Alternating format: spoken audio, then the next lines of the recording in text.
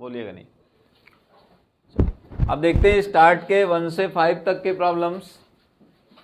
यहाँ पर को प्राइम में कोई कैलकुलेशन नहीं करनी पड़ती, इस बात का ध्यान रखेंगे सभी स्टूडेंट। ये देखिए यहाँ पर देख रहे हैं, ये 3 से डिविजिबल है और ये 5 से। किससे डिविजिबल है? 5 से, है ना। ये 5 और 3, ये 7, ये 21, ये 31 और ये 3 टाइम। तो हमने ये कॉमन कर लिया कि जिसमें एक ही नंबर से डिवाइड हो रहा है वो को प्राइम नहीं है।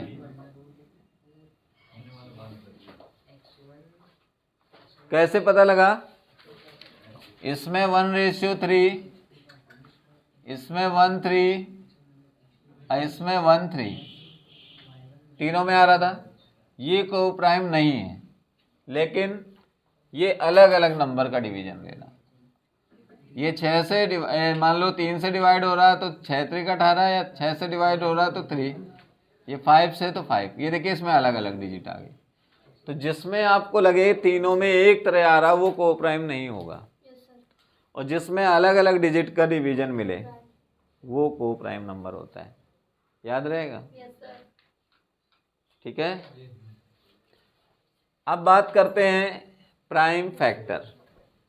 देखिए प्राइम फैक्टर निकालना हम सब लोगों को आता है।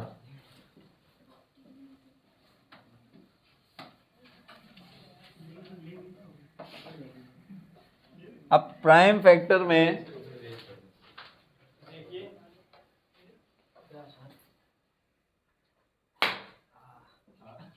थोड़ा पढ़ लो, थोड़ा पढ़ लो, बोर्ड परीक्षा। चले, अब ये रिकॉर्ड हो गया मारने के बाद, ठीक है। तो 144 का प्राइम फैक्टर देखिए कैसे प्राइम फैक्टर निकालते हैं। 2 से डिवाइड किया, 2 से डिवाइड किया, 2 से डिवाइड किया, 2 से डिवाइड, 3 से डिवाइड, 3 से डिवाइड। तो उसने कहा इनके जो पावर्स हैं उनका सम। तो पावर कितनी हो गई? 2 की पावर 4, 3 की पावर 2, तो 4 + 2 कितना? Answer sum of powers. तुम वहां बैठो चल के, तो इधर आओ, इधर बैठो सामने, हमें दिखते रहोगे।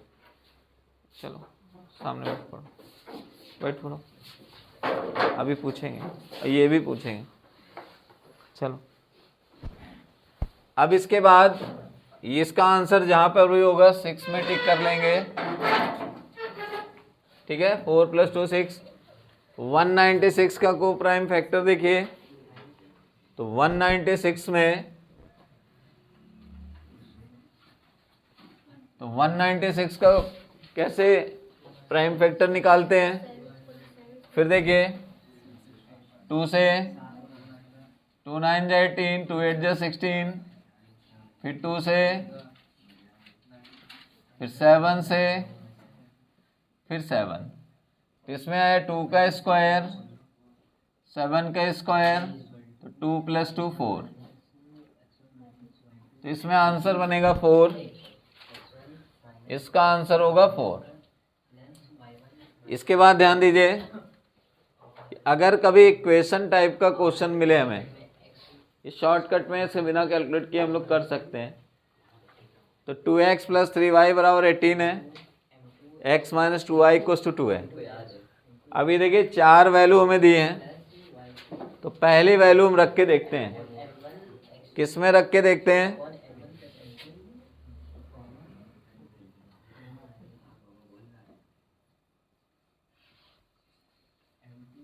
ये क्वेश्चन सॉल्व हो चुके थे, मैंने रब कर दिए। अब मैंने पहली वैल्यू रखी, देखिए ध्यान से, x की वैल्यू 6 रखा, 12, y की वैल्यू 2, 6, 18 सेटिस्फाई हो रही है, लेकिन दूसरे वाले में भी रखेंगे x की वैल्यू 6 और y की वैल्यू 2 है। 100% आंसर 1 सही है। जो हमें वैल्यू दी गई है, पहली वैल्यू शुरू करेंगे। अगर LHS इसके एक साइड में रखें और दूसरा साइड आ जाए, समझ लीजिए वही आंसर है। फिर अगली 3 वैल्यू रखना नहीं है, आंसर हो चुका है, पहला टिक कर दिए। अगर पहला नहीं आया तो दूसरा रखेंगे, और मुझे लगता है पहले दूसरे में ये आंसर मिल जाता है। फिर अगला क्वेश्चन है,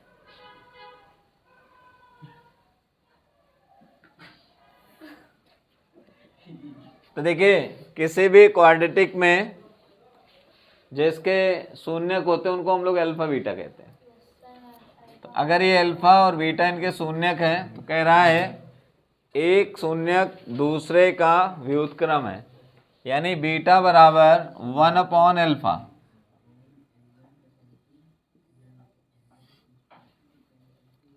तो अब आपने बताया कि सम ऑफ रूट्स एक फॉर्मूला होता है,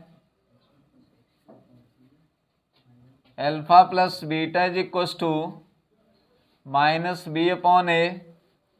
तो b की वैल्यू 13 हो गई, a की वैल्यू k² + 4।